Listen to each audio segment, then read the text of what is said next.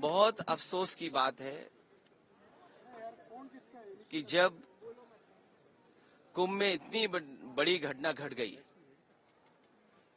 केवल विपक्ष का सवाल नहीं है, पूरे देश और दुनिया ने देखा कि कुंभ में क्या घटना घटी है।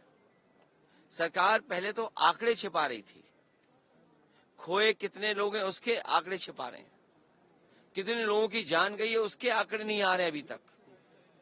और फिर आज इससे बड़े दुख की क्या बात हो सकती है कि कोई भी शोक, और जो मैंने शुरू में अपने भाषण में कहा कि कम से कम 2 मिनट का मौन रख लिया जाए, लेकिन आज तो किसी को परवाह भी नहीं है।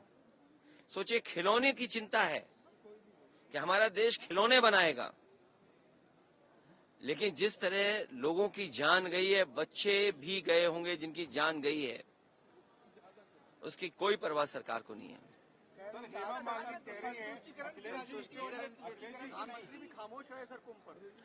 वो इसलिए खामोश हैं क्योंकि उन्होंने दुख प्रकट पहले कर दिया था। उत्तर प्रदेश की सरकार को दुख प्रकट करने में भी बहुत समय लगा था। प्रधानमंत्री कह रहे हैं कि तुष्टीकरण की राजनीति खत्म हो गई है, अब हम संतुष्टीकरण की राजनीति देश में कर रहे हैं। देश में इतना बड़ा कुंभ हो रहा है और इसका प्रमाण कौन देगा कि 144 वर्ष के बाद हो रहा है। हर कुंभ 144 वर्षों के बाद होता है। जो हमारे धरती के देव हैं उनका दर्शन करने का हमें मौका मिलता है। वो खुद इंतजाम व्यवस्था से, और जो घटना हुई है उससे भी दुखी हैं। साधु संत समाज दुखी है। वहां जो साधु संत समाज के लोगों ने लोगों की जान बचाई है। आप कल्पना करिए कि रात कैसे गुजरी होगी गरीबों की। मैंने अपनी आंखों से देखा जब मैं कुंभ में गया हूं।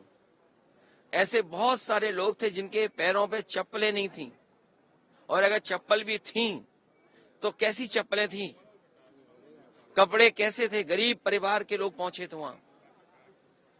तमाम महिलाओं को मैंने अपनी गोदी में बच्चों को उठा करके जाते हुए देखा है। आपने तस्वीरें देखी हैं। बहुत सारे गरीब परिवार अपने रहने का, खाने का और उस सर्दी से बचने के लिए इंतजाम अपने सरों पर रख करके लाए हैं। और जिस भारत को आप कह रहे हैं कि न जाने कौन सा इंफ्रास्ट्रक्चर देने जा रहे हैं, सिटी जाम रही, लोग निकल नहीं पाए, लोगों ने सड़कों